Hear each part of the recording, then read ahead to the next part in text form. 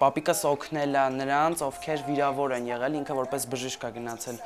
այնտեղ։ Մեծ հայրենականի հաղթանակի հոբելյանի առիթով ռուսական առաջին ալիքի պատրաստած տեսաֆիլմում Հայաստանը Ստեփանն է ներկայացնում։ Նա պատմում է իրենց բժշկական մեծ տոհմի նահապետի Սուրեն Զաքարի Հովհաննիսյանի պատերազմական տարիների գործունեության մասին։ Հովհաննիսյանների ընտանիքը Հայաստանի բժշկական ամենամեծ գերդաստաններից մեկն է։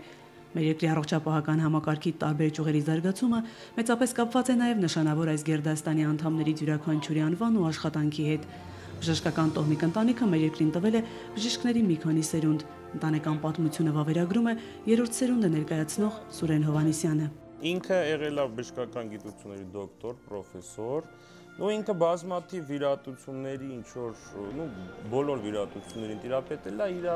այդ նորարարությունները եղել է այդ կոճկի էպիթելիային ուղիների վերաբերյալ դիսերտացիան։ Զինվորագրվելով հայրենիքի պաշտպանության նվիրական գործին, Սուրեն Հովհաննիսյանն իր մեծ ներդրումն ունեցավ, ապաքինելով թշնամու գնդակից վիրավոր բազմաթիվ մարդկանց, փրկելով հարյուրավոր կյանքեր։ Անվանի բժիշկը գործուղվեց խորհրդային բանակ։ Սուրեն Հովհաննիսյանը ղեկավարել է բուհական ամբիոններ ու բժշկական կառույցներ։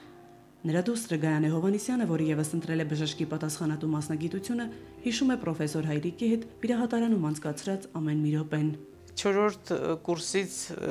հերթապահել եմ 5-րդը, պապայի հետ վիրահատել ենք իհարկե, ինչ որ ես որպես օգնական իհարկե։ Պրոֆեսորը 100-րդ գիտական աշխատանքի, այդ թվում մեթոդական խորհրդատվությունների, առաջարկների եւ մենագրությունների հեղինակ է։ Նրա հետազոտություններում գերակշռում են արյունաբանությանը, որովայնի եւ կրծքային վիրաբուժությանը, պրոկտոլոգիային, ռուցկաբանությանը, վիրաբուժության մեթոդների կատարելագործմանը վերաբերող հարցերը։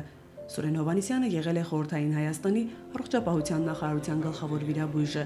Նրա մասնագիտական բարձր գիտելիքների ու փորձի մարդկային ջերմ հոգատարության ու ուշադրության շնորհիվ հազարավոր մարդիկ նորից կյանք են առել։ Սուրեն Հովհաննիսյանի կյանքի ու աշխատանքային գործունեության լավագույն ժամանակները նվիրվել են բժիշկների մասնագիտական պատրաստության ազնիվ գործին։ Նա կրթելու պրակտիկ աշխատանքի է գործուղել բժիշկների բազմաթիվ սերունդների։ Պապիկս հերթապահ ալնում, հələ ջայել ալնում, բերում են մի հատ սիրտը դանակարած հիվանդ։ Ու ոչ մեկ չի վիրահատում, պապիկս ասում է, ես կվիրահատեմ։ Վիրահատում է, այս մարդը փրկվում է։ Այդ մարդը փրկվում է ու անցնում է 20, 30, 40 տարի, այդ մարդը առաջին նոր տարում գալիս էր մեր տուն, նա շնորհավորում էր։ Սկզբից մենակ էր գալի, հետո իր տղու հետ էր գալի, հետո ինքը մահացավ, իր տղեն էր գալի։ Բժիշկ էր նաև Սուրեն Հովհաննիսյանի կինը Հայկանուշ Պողոսյանը։ Նա եղել է Հայաստանում արյունաբանական հիվանդանոցի համահիմնադիրը։ Մեծ է անվանի բժշկուհու ներդրումը արյունաբանական ծառայության զարգացման գործում։ Հայկանուշ Պողոսյանը նաև ամենայն հայոց կաթողիկոս Վազգեն առաջինի բժիշկն էր։ Հովհաննիսյանների բժշկական ընտանիքի երկրորդ սերնդի ներկայացուցիչները Ստեփան եւ Գայանե Հովհաննիսյաններն են։ Ստեփան Հովհաննիսյանը ասպիրանտուրան անցել է Մոսկվայում։ Երևան, Ալժիր, Փարիզ, Մարսել։ Ստեփան Հովհաննիսյանի մասնագիտական գործունեությունը անցել է նաև հայրենի սահմաններից դուրս։ Հայրիկս այդ ուժ ես լավ եմ հիշում, բավականի, չնայած պապիկիս հետ եմ վիրահատել, ես լվացվել եմ իր հետ, ես այդ վաղ առաջի երկրորդ կուրս էի։ Առաջին բառը անկախտելիորեն կապված է Ստեփան Հովհաննիսյանի անվան հետ։ 1976-ին նա եղել է Հանրապետության առաջին ներստամոքսային pH չափագրման լաբորատորիայի հիմնադիրը։ 1987-ին հիմնադրել է Հայաստանում առաջին մասնագիտացված վիրաբուժական ինֆեկցիաների բաժանմունքը։ 1998-ից նա բժշկական մայրբուհի վիրաբուժական հիվանդությունների թիվ 2 ամբիոնի վարիչն էր։ 2000 թվականին նրան շնորհվել է Ռուսաստանի Դաշնության բժշկատեխնիկական գիտությունների ակադեմիայի իսկական անդամի կարգավիճակ։ Ստեփան Հովհաննիսյանի ուսանողները մշտապես կհիշեն իրենց սիրելի պրոֆեսորի պատգամը։ Հիվանդին պետք է ոչ թե ուժեղ, այլ խելացի վիրաբույժ։ Հայրիկս ես որ ուժը ընդունվեցի համալսարան, էլի երկրորդ կուրսից գնում էի առաջ հիվանդանոց, եւ հանրապետական ինքը ընդեղ էր ամբիոնի պրոֆեսոր էր, երկրորդ վիրաբուժական հիվանդություններ համար 2։ Հետո որ ավարտեցի համալսարանը, ընդունվեցի արձինատուրա իր հենց ամբիոն, ինքը հենց այդ տարին պրոստը համընկավ, դառավ ամբիոնի վարիչ, թե ինչքան խստություն կար իմ վրա էր ինքը, սա բնական է տարածում, ու ես շնորհակալ եմ իրան դրա համար։ Այդ տենց որ չաներ, ես երևի այսքան չէի առաջ գնա, ոնց որ հիմա գնացել եմ։ Անվանի պրոֆեսորը չէր սահմանափակվում միայն մասնագիտական գործունեությամբ, բազմակողմանի զարգացած գիտնականը սիրում էր երաժշտություն, գրականություն, իսկ նրա ստեղծագործական տաղանդը դրսևորվում էր ձեռագիր ստեղծագործություններում, որոնցով նա զբաղվել է ազատ ժամերին։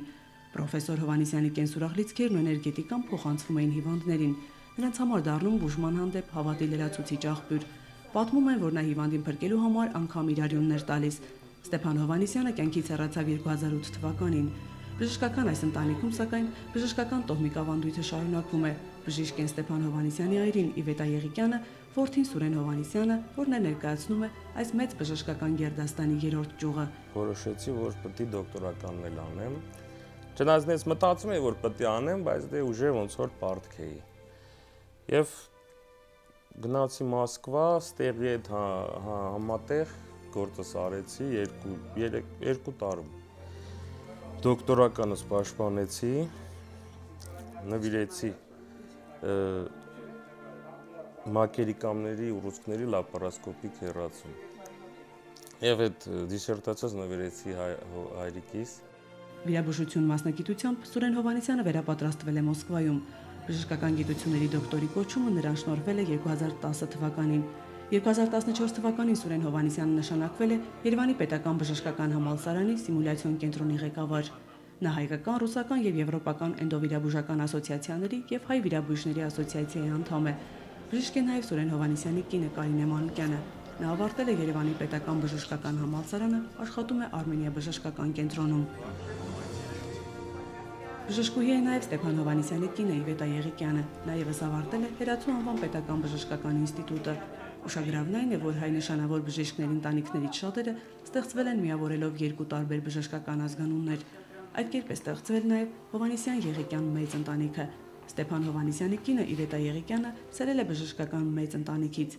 Նրա հայրը Արմիկ Մելիքի Եղիկյանը ևս բժիշկ էր։ Մամայիս տունը համեստեղ տեսել են, որ վերաբերմունքը հիվանդի նկատմամբ Եվ մենք էլ նույնն ենք սովորել, որտեվ չեն կարող ուրիշ տեսակ։ Ամենակարևորը հոգեպես, որ դու հիվանդին օգնես, ամեն բանով պետք է օգնես, որտեվ իսկական բժիշկը է, որ մարդկային ավերում։ Ի թիվս բազմաթիվ պարգևների Արմիկ Եղիկյանին շնորհվել է Հայաստանի վաստակավոր բժշկի կոչումը։ Անվանի բժիշկը թեկնածուական թեզը պաշտպանել է Մոսկվայի մանկաբուժական ինստիտուտում։ 1972-ին նշանակվել է Արյան փոխներարկման ինստիտուտի տնօրեն։ Կոչումով բժիշկների մեծ ընտանիքի պատմությունը ներկայացնում է երրորդ սերնդի ներկայացուցիչը, մասնագիտության պատամնաբույժ Լիլիթ Եղիկյանը։ Հայրիկս ստոմատոլոգ, էլի աշխատել է բժշկական ինստիտուտում, օրթոպեդիայի կաֆեդրայում,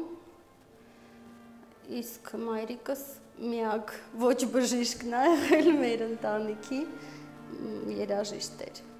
Արմիկ Եղիկյանը բժշկական մայրբուհի, ատամնաբուժական ֆակուլտետի հիմնադիրն է։ Բժիշկ էր նաև Արմիկ Եղիկյանի կինը Սեդա Սուջյանը։ Քաղաքի հայտնի գինեկոլոգը հիվանդների համար հասանելի էր գիշեր թե ցերեկ։ Ի վերուստ տրված բժիշկ է եղել ու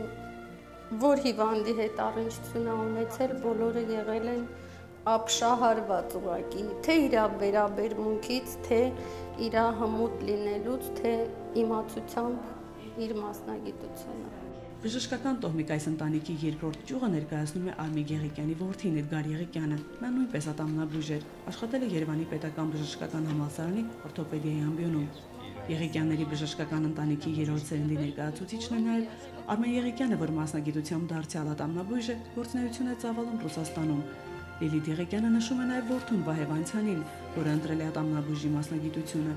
Կոչումով բժիշկների մեծ գերդաստանի 4-րդ սերնդի ներկայացուցիչը առայժմ այս մեծ ընտանիքի ամենակրտսեր բժիշկն է։